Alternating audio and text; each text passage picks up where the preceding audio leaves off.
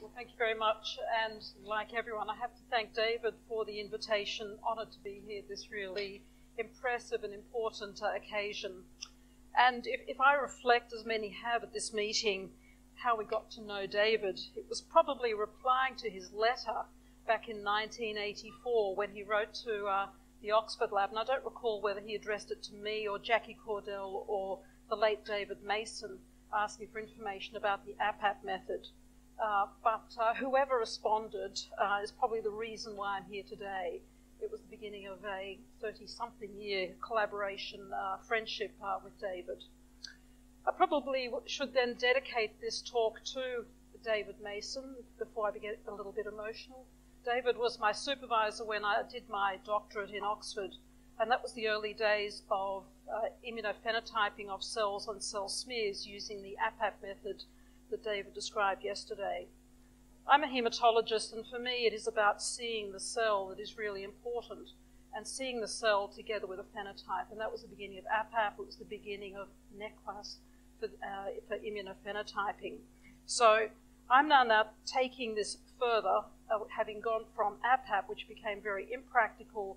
It was not high throughput, but it was good that you could see cells, to now adapting morphology to flow cytometry. And I will get on to the gist of the talk about Immuno-flow FISH and imaging flow cytometry, specifically to detect chromosomal abnormalities in immunophenotyped leukemia cells in a moment. But I thought before doing so, we've been talking a lot about flow cytometry for obvious reasons at this meeting, and I thought I should introduce imaging flow cytometry to you, as it may be foreign to a number of people. Imaging flow cytometry, the imaging flow cytometer, is a flow cytometer, but in addition to detecting electrical stimuli in the photomultiplier tubes, it takes photographs of every cell as it goes through the flow cell. Our machine is an Amnis imaging flow cytometer. It has 4 lasers, as you can see there, and 3 microscope objectives, standard objectives from Olympus. The 2 CCD cameras then take a photograph, as I said, of every cell going through the flow stream. And with extended depth of field capability, like me standing in front of a mountain and both myself and the mountain are in focus, we can get the whole cell in focus. The data that is generated is both digital imagery as well as numerical quantifiable data, similar to a standard flow cytometer. And so you can see here with the flow stream, the flow cell, and here are our 3 microscope objectives, and most of the work that I'll be showing today, in fact all of it, will be using the ×60 objective, and then the 2 CCD cameras, which are then taking photographs of every cell, which is then critical to this imaging flow cytometer. Before I get to the Immuno-flow FISH component, just to take you back to some of the work that we have done using this instrument. And these applications have really come as a result of a meeting that David Bloxham, who's here in this audience, and I attended some years ago in Cambridge, where there was a presentation about the instrumentation and its capabilities in research. And Dave and I thought at the time that this machine has incredible potential for clinical applications in hematological malignancies and diagnostics. The work here, these 2 examples that I'm demonstrating about localization of images of cellular molecules, was done when I worked at Addenbrooke's with Dave and Mike Scott, who's also here in the audience today. The first example was looking at disruption of PML bodies, which occurs in acute promyelocytic leukemia, where you go with, there is disruption of the normal small number of big blobs into a large number of small speckles, a bit like the stars at night, although you can't see it in a city like this. And you can't see these the disruption of the PML bodies by standard flow cytometry, because you go from a positive signal in the nucleus to a positive signal in the nucleus. But with imagery, you can see that you go from these blobs to this diffuse pattern by these many small shattered PML bodies. And that was the first example that we published. The second was looking at nuclear phosmin in acute myeloid leukemia with the NPN1 mutation, where there's translocation of the nucleophosmin molecule from the nucleus into the cytoplasm. And the image at the bottom in E and F is co-localization in pink of a nuclear stain, DRAC5, and green is the nucleophosmin signal, and that is the normal pattern, co-localization. But with the mutation, the nucleophosmin moves into the cytoplasm, and you get this green ring around the pink nuclear stain. Again, something that couldn't be done with standard flow cytometry without the imagery. So 2 examples. The software that is included with this automated device gives you that visual capability. It has many masks and features, lots of things that you can measure and look at that I won't go into today, giving you numerical data, including the count as well as the pattern. We've now taken the applications for leukemia beyond this. The 2 examples that I have just mentioned have been published by ourselves, with Liz Grimwade as the first author, and then an Italian group who are very disappointed that we gazumped them in publishing a year ahead of them, but they published gave similar results for PML protein. The nucleophosmin work also published with Liz as our first author. Another application which was developed by Hans Minderman in New York was doing FISH, fluorescence in situ hybridization, on cells in suspension using the imaging flow cytometer. And that was published in 2012 and then an updated method 2 years ago now. And this is the type of, I don't know if we can turn the lights down a little bit, but you can see there are 2 signals here inside the nucleus and nuclear stain, showing that we can detect with a centromeric probe, FISH in suspension. The only problem is we don't know what cell is that, and even Dr. Zeus probably didn't know what cell is that. We were able to replicate that work and then published in this paper in Methods in 2017, again with Liz as the first author. What I really want to focus on today, because it was the title of the talk and the abstract, is can we take this further and work out what cell that is, and can we combine immunophenotyping with FISH and do Immuno-flow FISH?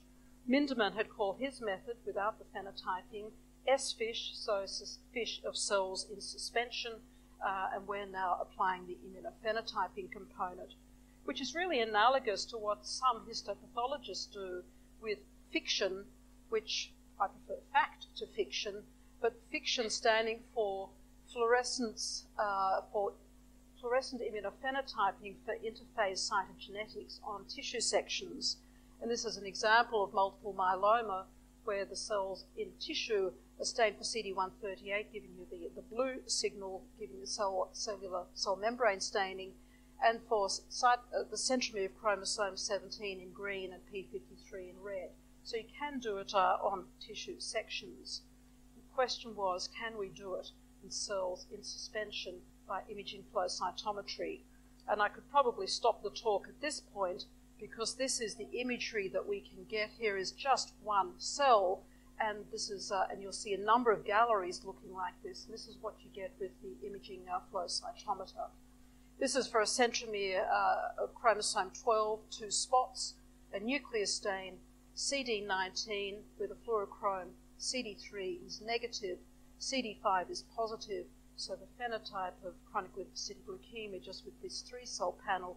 And although not projecting terribly well, we can then get an overlay image which incorporates each of these, and then we can identify, although it's hard to see here, that we have the 2 spots of chromosome 12 inside that cell with a phenotype of chronic lymphocytic leukemia. We published the work of Immuno-flow FISH.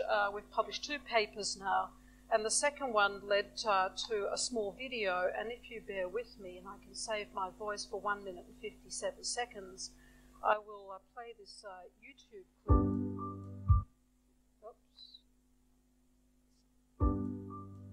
We're delighted to have this instrument here at the University of Western Australia. It has given us the opportunity to really further investigate how we analyse cells. we look at each cell individually, and what we have invented is a method that enables us to detect chromosomes directly inside the cell of interest. And knowing which chromosomes are inside the cell gives us information not only about the disease and its biology, but more importantly, the likely outcome for the patient and which treatment is the best. So the method we have developed here at UWA, we have called the Immuno-flow FISH protocol. So the immuno component is referring to how we characterise leukemia cells to make sure that we're analysing those cells as opposed to normal. The flow refers to the fluidic system inside the instrument and how we do the analysis. And the FISH component is the chromosome test that we do to look for the individual mutations.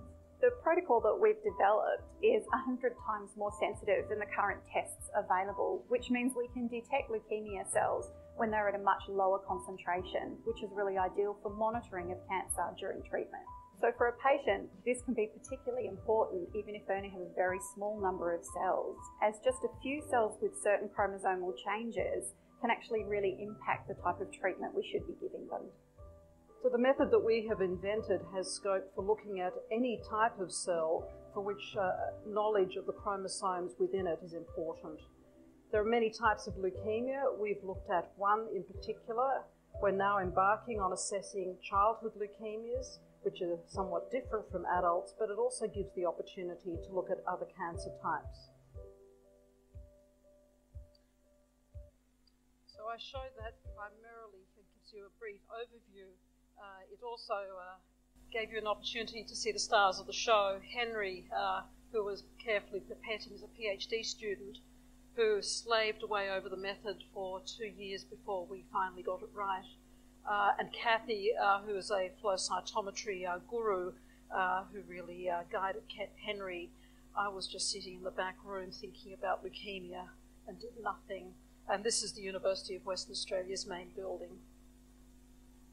So how do we do it? This is a method that, as I say, Henry really slaved over the hot stove for a couple of years to work out the technique. The details of it I won't go into, and it is in the publication as listed there, published earlier this year.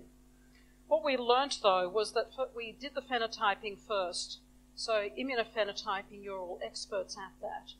We then need to do a post-fixation component, which included BS3, formaldehyde, and tween, which then tried to fix the antigen-antibody complex on the cell, but also permeabilize the cell membrane, so that when we came to do the FISH component, the fluorescence in situ hybridization, we're able to open up the cell membrane so the probe could get inside. To do that, we first had to denature the double-stranded DNA, and that required acid, hydrochloric acid, and the conditions there needed a lot of workup. And then the probe was added, and then at various temperatures were tested for various periods of time. Then we washed out excess probe, did the nuclear stain, which was really important, so we could then determine when we did get a probe signal that we knew that it really did localize to the nucleus.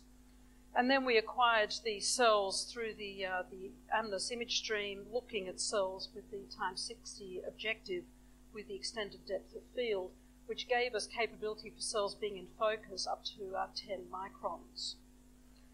And then we filed a patent in Australia late last year. What I want to do is then to give you some clinical examples and then very briefly at the end some technical considerations, but I don't want to go into great detail about that. So here is how we worked it up, firstly on normal blood. And on the top row, so we've got 4 cells here, and each one of them is a gallery looking at a number of different parameters.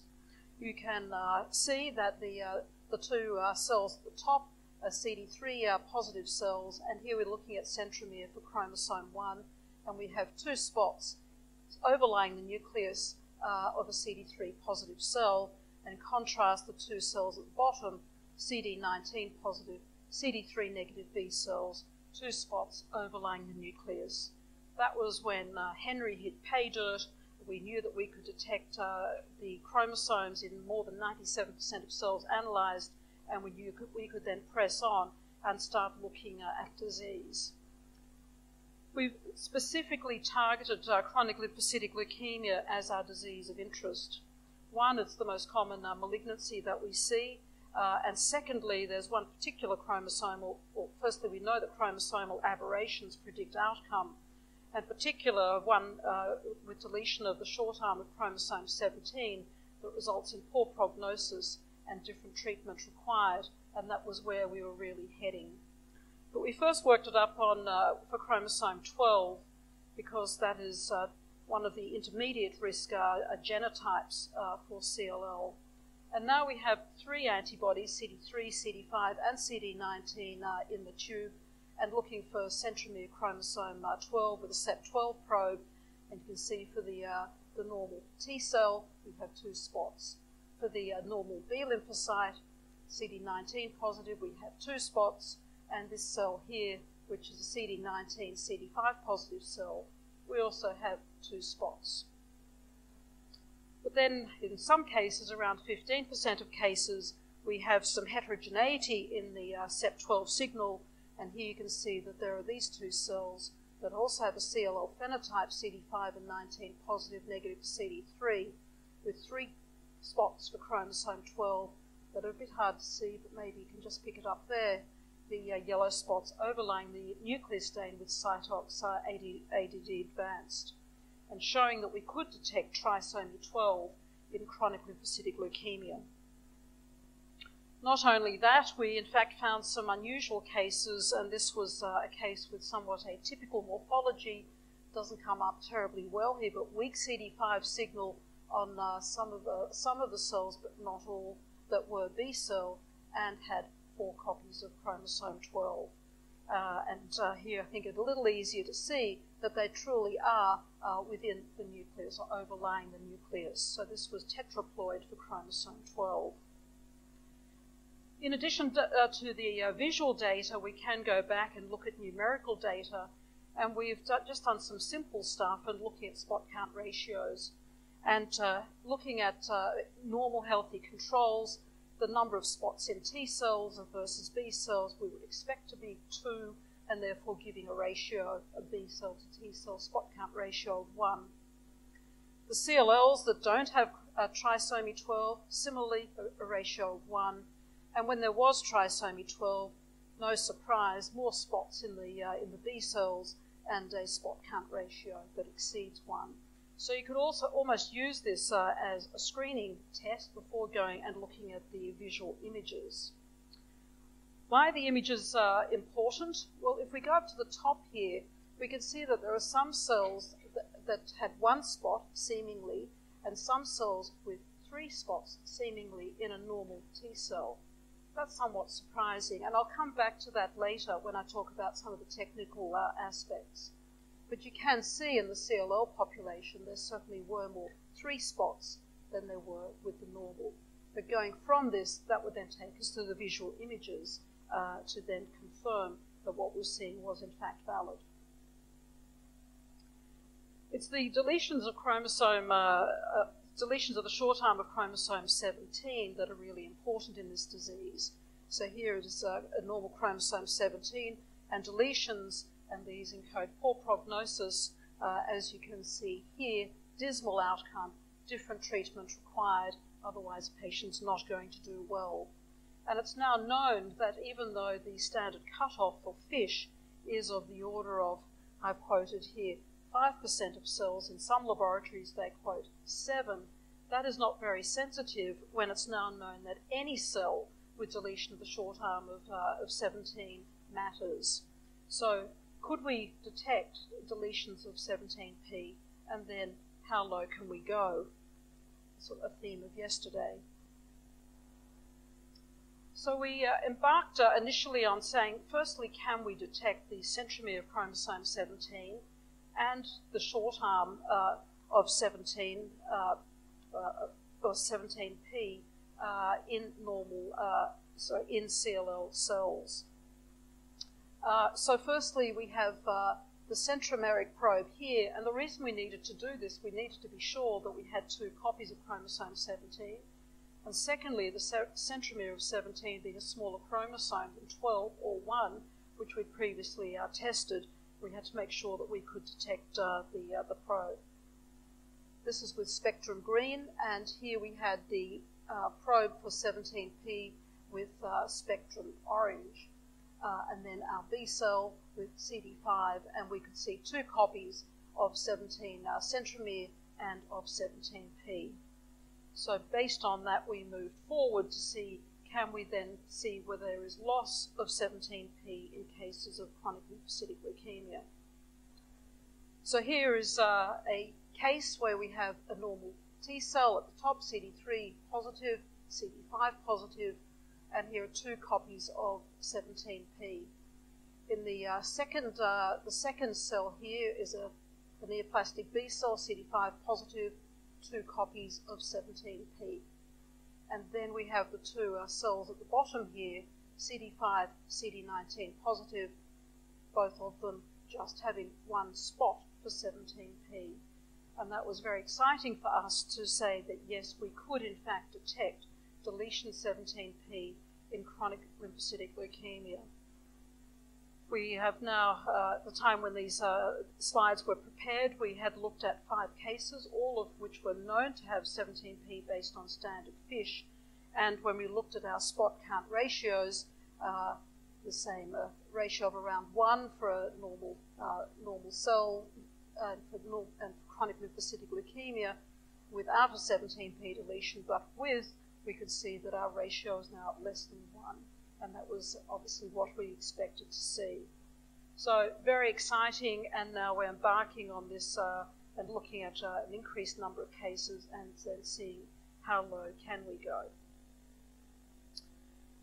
So this is a donkey orchid, a native orchid in Western Australia.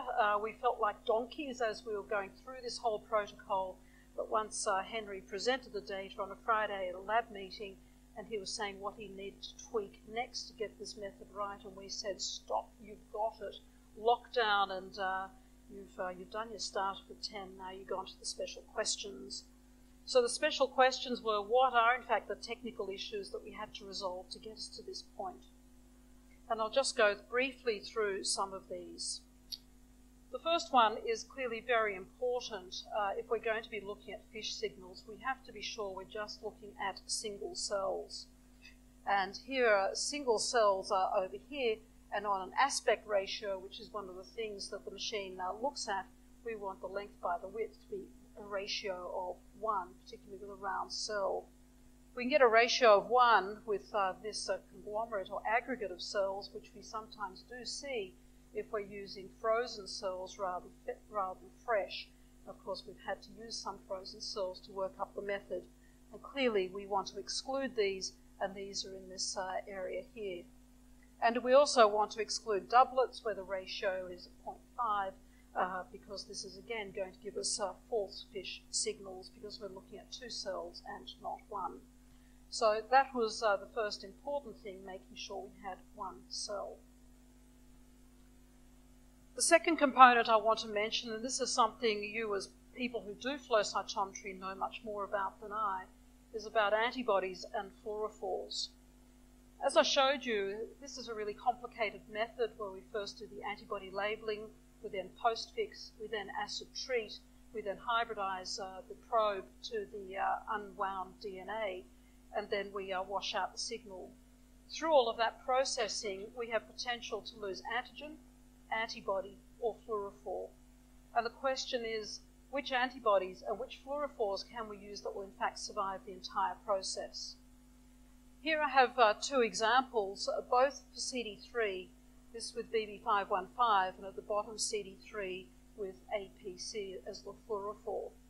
And in the top row with the BB515, you can see that we can detect the T cells, and they persist, and we can continue to detect them, although the profile does change through the processing through this method, but we still can detect almost the same number of cells with a nice peak, and you saw the quality of the images. However, with APC as the fluorophore, that's not the case. And after we've been through the process, they're fine initially. After post-fixation, they're fine as well, after tween and the formaldehyde. It gets somewhat weaker after acid, and then after hybridization, you can see we've totally lost the CD3 signal. And clearly it's not due to the antibody, but it's due to the fluorochrome. We've now been through, this is work that's been done by Ravi, one of my honours students, an incredible piece of work, looking at a number of fluorophores and whether they survive and where they fail in the entire process or through the process. And yes, as in red are the good news stories, and you can see the brilliant blues and the brilliant violets are brilliant, and they're the ones that do best and give us the best signals, whereas others, such as APC that I've just demonstrated, and the PE-based fluorophores are not helpful. So that's been a really important piece of work, so we can work out which antibody fluorophore combinations we can use. And even though I showed you this with just one antibody, we also have to go through this process for every antibody that we want to use to make sure that the antibody-antigen binding is retained. The next component is the FISH probe, and I've demonstrated examples of chromosome enumeration probes for chromosome 1, chromosome 12, and chromosome 17. These centromeric probes are generally quite large, although they do decrease in size as the chromosome number gets bigger and the chromosome gets smaller. The locus-specific probes, such as for the top end of chromosome 17, 17p, are generally much smaller, and we were concerned that maybe in fact too small for us to be able to detect. So we don't know how small a probe that we can detect as yet. This is the smallest that we have gone to, 172 kilobytes. The binding region is also important, and we've looked at numerical probes, the deletion probe, and work in progress looking at fusion probes, and we have some preliminary data, which I'm not showing you today, but that we can detect fusions by this method. The fluorophore on the probe is also important, and most of our experience to date has been with spectrum orange and spectrum green, both of which survive the process, but also testing other fluorophores on the probe to see which ones we can use, knowing that in the machine we have 12 channels available to us, so we do have some ability to modify the fluorophore on both the antibody and the probe. The final technical component is detecting these FISH spots, if I can call them that. The machine's capability is looking at really mean channel fluorescence intensity, similar to looking at antibody binding, and based on the intensity of the spot channel versus the raw maximum pixel count, it then will give you the plot of monosomies, disomy, or trisomies, giving you this 1 spot, 2 spot, 3 spot on an XY plot. I mentioned earlier that we had some concerns initially about these 1 spot and 3 spots, and that is what I will now describe. Why do we get those, and particularly with normal cells? Well, I'll start with the 3 spot, and this is the 3 spot over here, and this really demonstrates why it's important to include a nuclear DNA collating dye into the analysis. And you can see that these 2 spots here are truly within the cell. But this one is extraneous. It is external to the cell, external to the nucleus, and it has not been, the probe has not been washed out at the time when we do the post-hybridization wash, and hence getting the third spot. And that would be a cell that we would either exclude from the analysis, or we would use the masking, a mask capability in the IDEA software, to exclude this spot. That explains the 3 spots, but what about the 1s? Well, here's the example of the 1 spot. And to cut a long story short, that is in fact 2 single chromosomes, chromosome number 1 in this case, which are aligned in line with the laser light beam.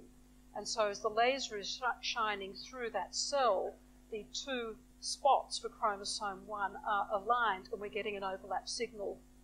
That's something that Minderman first reported in his paper in 2012, and we've replicated that work and found that the mean channel fluorescence of 2 spots is replicated in that so-called single spot that we're seeing here, and that then told us that these single spots are in fact two spots that are aligned. So if we now compare what we have done here with standard FISH, and I don't know if there are any cytogeneticists in the room, but we know that standard FISH analysis is done on cells that are in two-dimension. They're not in suspension. They're flattened on a slide. The cytogeneticist sits in the room with the lights turned off, but they try and stay awake, and they look at 100 or 200 cells to look at the FISH signal. They're not looking at the whole cell. They're looking at the nucleus. What we're doing is looking at many, many more cells, as Kathy said in that little video clip. We're analysing between 10,000 and 100,000 cells with a mean of 20,000 events. And we've increased the sensitivity and specificity because we've done the phenotyping. We're also fast, and we've talked about that today, flow cytometry being fast and analysing 1,000 cells. Don't quote me how fast we go, but it's in the paper.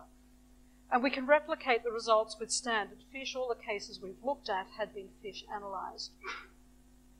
What about comparing our work with the FlowFISH work that Minderman and Paul Wallace have described? And I think what they have done is being able to look at the spots, and overlaying a nucleus, but without knowing what cell is that. So we've really increased the specificity by knowing what the cell is, and I think that's a huge advance, particularly when we're looking at minimal residual disease. So in summary, we think this is very sensitive, specific, fast, automated. The test can be turned around in 2 days. We've done it on blood and bone marrow, fresh and frozen, but clearly we want to go to fresh cells so we can do it in real time, but frozen to work up the method. The name Immuno-flowFISH, the immuno is clear, the phenotyping to detect the cells of interest.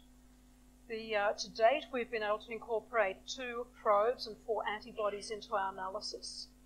I've told you about the number of cells we analysed, and we visualise only the cells of interest that can then compare with our control cells in the analysis, which is generally T lymphocytes. And we get numerical as well as the visual data. And our current limit of detection is down to 1 cell in 10,000. There was the university was very proud of this work, and there was they placed a UWA advertisement on the front page of the Australian newspaper one Saturday, which was called "Looking at Leukaemia Through a New Lens," and claiming, and I think I can report, this can really be used diagnostically. It's rapid and automated.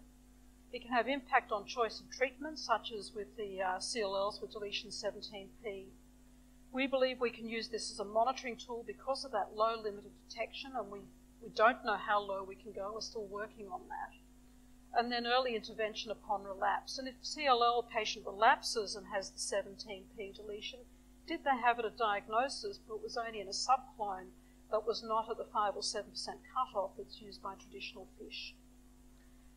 This should be applicable to many leukemias that are based on aneuploidy, and potentially for circulating tumour cells, so non-hemopoietic cells. David Basigi was the co-inventor of the machine, and we informed him of what we had achieved. And these are quotes from him, which I'm proud, and hence read them to you. And David wrote, "The goal of simultaneously combining immunophenotyping of cell surface proteins with FISH in the same cell has been something of a holy grail in the field. This fast and information-rich technique that characterises both the phenotype and genotype of each cell can potentially bring orders of magnitude improvements in diagnostic sensitivity to a broad range of cancers." In closing, Kathy and Henry have done most of the work, supported by a number of people, and as I said, it started with David and Wendy sitting in a room together hearing about the machine. And David, we were absolutely right. This machine has huge potential clinically. Thanks for taking me to the lecture. And finally, I didn't have any photos of David. However, David Barnett was in Perth, where apparently he spent the best day of his life. I don't know if Tracy knows that. But this was Perth when there was the World Rugby Cup was on, and David went to see England play South Africa. and David enjoyed it thoroughly, and you're all welcome to Perth. Thank you very much.